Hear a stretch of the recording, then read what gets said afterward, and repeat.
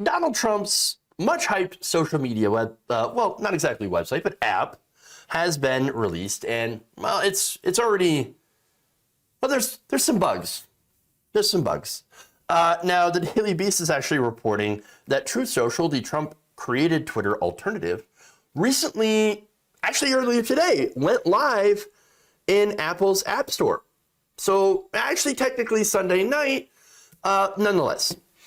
Already, there's problems, lots and lots of problems, lots of glitches and error messages, and so not good. Let me give you some of that report. Around 11 p.m. Eastern Time, select users who tried to create accounts were repeatedly met with an error warning. Something went wrong. Please try again.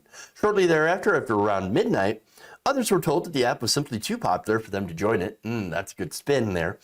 With a warning that read, "Due to massive demand, we have placed you on our wait list." Massive, massive demand. Yes, of course. So many people clamoring to get in to Truth Social. How many? 100 million? 200 million? 40 billion? 60 quintillion users? I don't know. The numbers we know had to have been tremendous to crash Truth Social. Oh, yes. No, you know what the wait list was at? About 160,000. Now, look, that's not very many when it comes to this supposedly well-hyped, gigantic, by the way, created for the most recent president of the United States. You think that you would get many, many more. But no, 160,000 on the wait list. That's not a big wait list. Now, that said, it's not even available for Android. It's not on the. It's not actually on the web. There's no web portion. It's just for iPhone. So I'm sure Tim Apple is very, very happy about this. The fact that it debuted strictly on his platform. However, the masses cannot get in. They cannot get in. So already, if you have a limited amount of users who can't even download it and potentially use it, that's funny because that few users, the small crowd that can actually able to download it, that's still too many people. It's still too many. What a disaster. An absolute disaster. But there's more. It gets funnier because now they might have just run into an issue, a legal issue involving their logo. Look. Apparently, one person had spotted that the new logo for Truth Social looks a lot like another one used by a British fleet telematics and fuel efficiency company called Traylar. So you can tell, not much of a difference between those two. Huh. Fascinating. Very interesting. Whoops. Okay.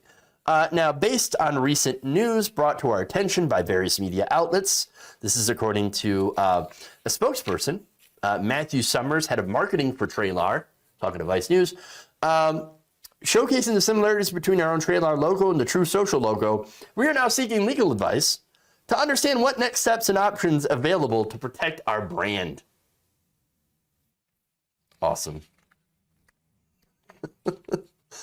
And hours prior to the official launch of the app, the Daily Dot also discovered some security flaws in the beta version. Yes. Beta! And which allowed anyone with the web address to register an account. Interesting. There's more. The Daily Dot was able to register at the real Donald Trump account and discovered one account which appeared to be dedicated to sharing content in favor of Chilean dictator Augusto Pinochet.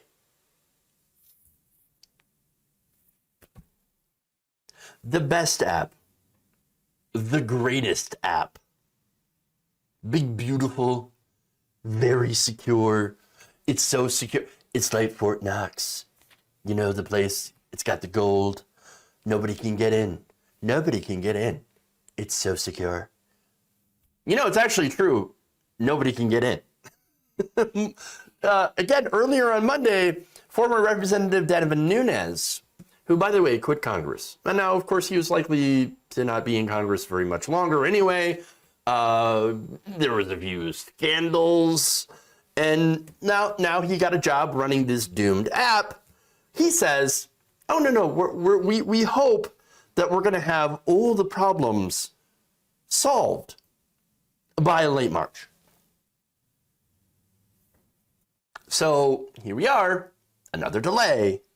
Sad baby. Now, I'm not saying that, of course, launches and rollouts aren't difficult. Oh, of course they are. Yeah, I understand that. But what this is, understand what Truth Social is basically a Twitter knockoff, a clone. So I think any programmer that happens to be worth their salt shouldn't be having this many problems, right? I mean, you've got to have layers of security in order to prevent people from, well, getting into the site and doing things that they shouldn't.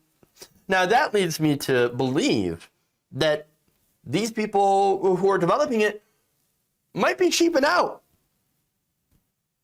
I don't know. I mean, the company, we know that it was bought, not bought, but financed through a shell corporation for acquisition. And so, look, that's kind of common, I suppose.